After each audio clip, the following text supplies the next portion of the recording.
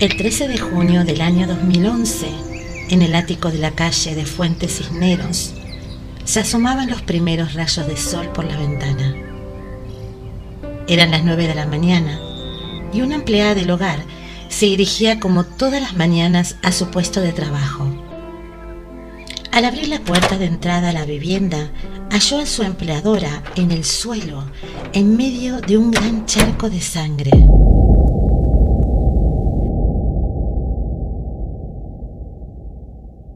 Sabrina Oliveira, de 29 años, era muy conocida en esta barriada. Solía pasear a menudo con sus 4 perritos, Cristal, Dior, Luna y Satán. Se había empadronado en el domicilio en junio del año 2008 y era la única persona que residía en el piso. Su marido se encontraba en prisión cumpliendo condena por un delito de tráfico de drogas. Tenía un alto nivel de vida. Destacaba por su belleza y su porte. Era una mujer alta, con el pelo moreno largo y con un cuerpo muy trabajado en el gimnasio. De hecho, iba uno de los más conocidos de Alcorcón. Algunos socios aseguraron que la habían visto entrenarse el pasado fin de semana. Estaba muy fuerte. La empleada bajó corriendo y avisó al conserje. Fue este el que avisó al teléfono 091. Cuando los agentes llegaron al dúplex, la cama estaba deshecha y el cuerpo sin vida de la mujer se encontraba tendido boca arriba en el pasillo que conducía a la puerta de salida. Estaba rodeada de sangre. En las paredes había manchas de sangre y marcas de manos ensangrentadas. Llevaba varias horas muerta. Estaba vestida con un pantalón vaquero desabrochado y una camiseta blanca. Presentaba varias puñaladas en el tórax y en el abdomen, además de diversos cortes en el cuello. Para los investigadores, la agresión debió comenzar en el salón, donde se halló una botella rota, y continuó en el pasillo. La forma en la que fue hallada hizo pensar a la policía que el homicida era una persona conocida, o al menos a la que esperaba. En principio se ha descartado el móvil del robo porque no faltaba ningún objeto de valor en el ático. Había restos de sangre hasta en el interior de uno de los vehículos de la víctima, un todoterreno color gris. Estaban en la palanca de cambios y en el apoyabrazo delantero. Este vehículo seguidamente lo trasladaron hasta los laboratorios de la policía científica para ser analizados. Algunos residentes explicaron que durante el fin de semana habían visto manchas de sangre en un ascensor y en el rellano de la escalera. No le dieron importancia. Pensaron que algún perro se había herido y había dejado rastros. Otros aseguraban haber oído movimiento en la vivienda, pero durante el domingo había estado todo muy tranquilo y no hubo nada de que les llamara la atención.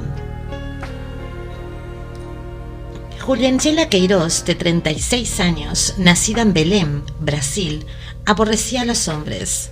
La habían humillado y vejado, y se sentía mucho más atraída por su mismo sexo. Ese fin de semana quedaron para cenar las 2 mujeres en un conocido restaurante en Madrid. Durante la práctica, ambas supieron que compartían director espiritual y una misma devoción por la magia negra y el vudú. Las 2 eran brasileñas y muy atractivas. Una hermana de Sabrina las había presentado. Se gustaban. La noche de la cena bebieron con abundancia hasta las 2:45 de la madrugada.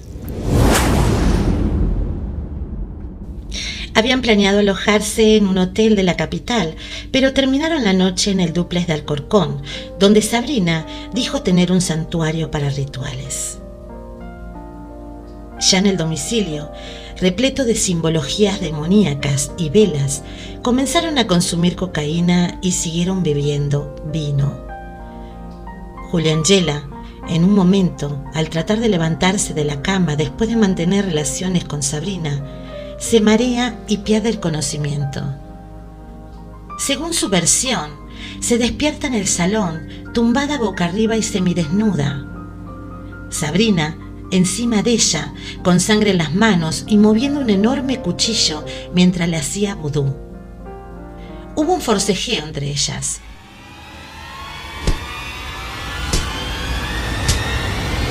Y en ese momento es donde recibe un fuerte golpe con una botella de cristal en la cabeza, por lo que quedó inconsciente.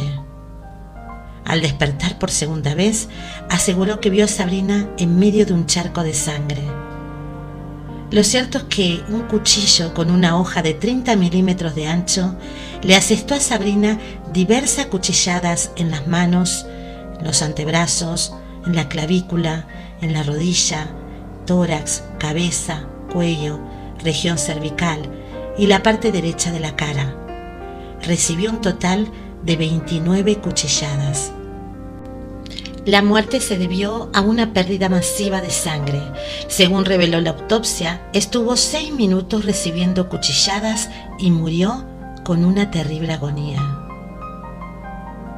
Se trató de un ataque muy violento y sin pausa, en el que la víctima y el agresor debían tener una fuerza similar. Las heridas que presentaba el cadáver en la palma de la mano y en el brazo eran heridas defensivas.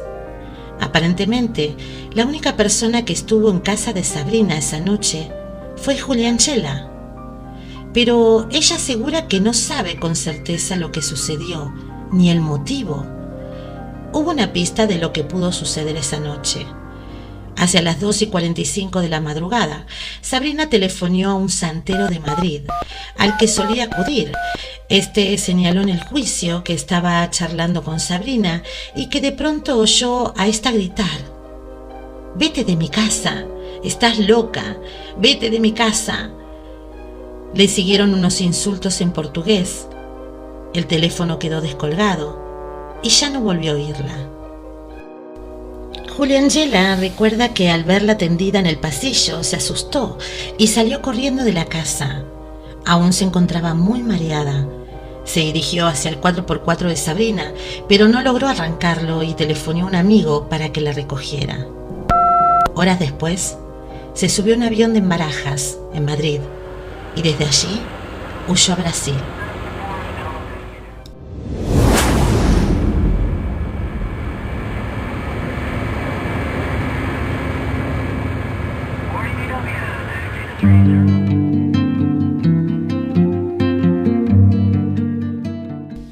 Cuatro años después, en abril del año 2015, Juliangela fue apresada en el aeropuerto El Dorado de Bogotá, en Colombia. Tenía pendiente una orden internacional de búsqueda y captura a través de Interpol. La Corte Suprema de Justicia de Colombia dictó la orden de extradición y en cuestión de meses, el 11 de agosto del 2015, fue entregada a España para ser juzgada por el asesinato con ensañamiento hacia Sabrina. El fiscal español pedía 17 años de cárcel y una indemnización de 20.000 euros por la hermana de la fallecida y 180.000 para el marido. El informe incorporado al sumario de los psicólogos contiene una historia aterradora sobre Juliangela. Cuando llegó por primera vez a España en el año 2004 con 23 años, huía de un infierno. Su infancia fue muy difícil, contó los psicólogos. Sufrió abusos sexuales a los 3 y 4 años por parte de un socio de su padre. A los 7 por parte de un empleado de una finca familiar.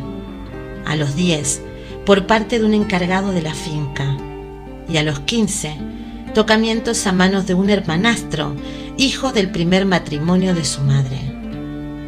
Cuando su padre falleció a los 14 años, empezaron los problemas. Su madre nunca le dio importancia a los abusos que ella le describía, y cayó en una gran depresión de la que quiso salir a través de la magia negra, y que en realidad solo la llevó al infierno. A los 15 años, conoció a un dentista 10 años mayor que ella, del que se enamoró. Pero poco tiempo después, él la dejó y se intentó suicidar tomando psicofármacos. Al salir de estar 3 días hospitalizada, la depresión fue a más. La relación con su madre era cada vez peor. Nunca se sintió protegida por su madre. Con 16 años, la obligaba a bailar en el local donde trabajaba, y Juliangela tenía que trabajar como striptease. nunca le gustó.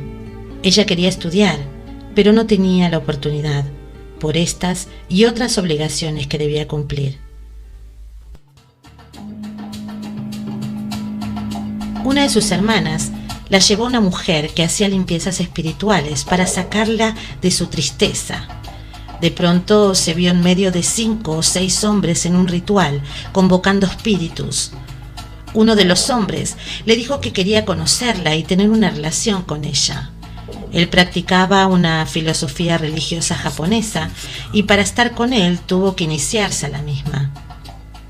Al cabo de 3 o 4 años, la habían alejado de su familia y de los amigos. No la dejaban tener contacto con el mundo exterior. Luego empezó a tener una relación directa con el jefe de la secta y recuerda que allí se hacían limpiezas espirituales mediante orgías, sesiones espirituales, vudú y sacrificio de personas y animales.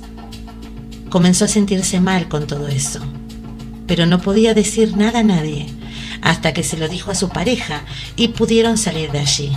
Se casaron, pero desgraciadamente el matrimonio fracasó al poco tiempo.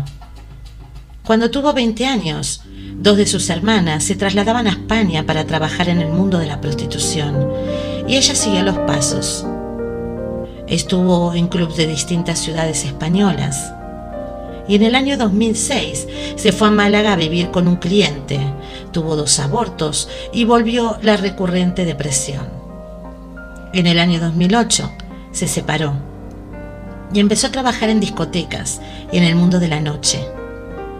En el año 2010 se trasladó a Madrid y fue aquí donde empezó a tener visiones, como un espíritu feo, un demonio que no la dejaba salir, le faltaba el aire hasta que esa cosa la soltaba. Sentía mucho miedo y empezó por la Gran Vía de Madrid a buscar tiendas de santería. En esa época conoció a Rubén. Se lo presentó una hermana, un santero, que con frecuencia le hacía limpiezas, aunque siguió encontrándose mal. Rubén le dijo a Juliangela que su madre espiritual podría ayudarla. Entonces fue ahí donde se fueron a Brasil a conocerla.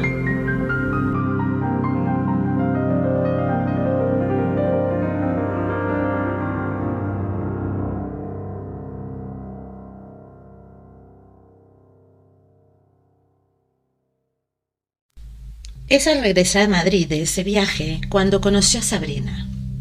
En el restaurante le habló de su viaje a Brasil y resultó que ella también conocía al santero. En el restaurante, Juliangela cuenta que se bebieron cada una 1 litro de vino y también tomaron cocaína. Sabrina le contó de un santuario que ella tenía en su casa y decidieron seguir la fiesta allí. Ya en el domicilio, recuerda que fumaron, bebieron y se besaron. El relato que dio Juliangela dice: me mareé y al despertarme encontré a Sabrina encima de mí con un cuchillo. Huí a Brasil porque me dijeron que debía irme. Yo era prostituta, drogadicta. Estaba amenazada por el marido de Sabrina, que era de una banda muy peligrosa. En Brasil volví a la santera y fue allí donde me enteré que Sabrina quiso coger mi fuerza y sacrificarme, que ella hacía pactos con el diablo a costa de matar animales y a gente para tener sus poderes y ofrecerlo a cambio de algo. Los psicólogos han expuesto en el juicio que Juliangela sufre un cuadro depresivo y trastorno de estrés postraumático, es decir, un trastorno de la personalidad, pero que sabe distinguir el bien del mal. Ha dicho a los psicólogos que en la celda de la cárcel veía sombras y que sigue creyendo en los espíritus. Tales sombras, según los peritos, no constituyen un problema psicótico, sino que son fruto de las ilusiones que se dan entre los reclusos. Tiene una personalidad muy desorganizada, inestable e impulsiva. Los psicólogos señalan que el crimen puede estar conectado con el consumo previo de drogas y sus rituales de magia negra. La defensa de la asesina mantiene que había alguien más en la vivienda del Corcón, presuntamente el santero con el que la acusada se marchó a Brasil. basándose en que se halló semen en la vagina de la fallecida. La versión de los agentes de homicidios es muy distinta. La supuesta asesina llamó a su santero y fue a recogerla al Corcón, tras lo cual huyeron. Así lo atestiguan las 13 llamadas que se intercambiaron hasta que llegó a su destino. Los vecinos la vieron salir por el patio envuelta en una toalla, con el pelo ensangrentado y acompañada de un hombre. No escucharon ninguna discusión, ni ruidos de pelea, ni nada. Los informes de los médicos forenses que realizaron la autopsia y que declararon en la vista constataron que la muerte de la víctima fue de naturaleza inequívocamente violenta. A ello se une que no se recogieron pruebas que permitieran determinar la presencia de terceras personas en la escena del crimen. Los especialistas de la policía científica solo recogieron vestigios de ADN que pertenecían a la homicida, a su víctima o a una mezcla de ambos perfiles genéticos. También se recogieron muestras de sangre en el ascensor, el descansillo del sótano y el vehículo de la víctima. Ello acredita que la única autora del apuñalamiento fue la acusada y que inmediatamente después se dirigió al garage para huir en el vehículo de la víctima. Juliangela Queiroz Amaral, de 37 años y nacionalidad brasileña, tendrá que cumplir 12 años de prisión por matar a su compatriota Sabrina Oliveira de Amorim, de 29 años, el 12 de junio del año 2011. Además, tendrá que pagar una indemnización de 180.000 euros para el esposo de la fallecida, que estaba en prisión cuando se produjo el crimen, y de 20.000 euros para la hermana. El magistrado reprocha que ninguna de las partes, en especial la defensa o la fiscal, alegara que Juliangela Queiroz sufre un trastorno de la personalidad de tipo impulsivo, con escasa capacidad de autocontrol. De haberlo solicitado, se le podría haber aplicado un atenuante con la consiguiente rebaja de la condena. Se habría quedado en unos 10 años.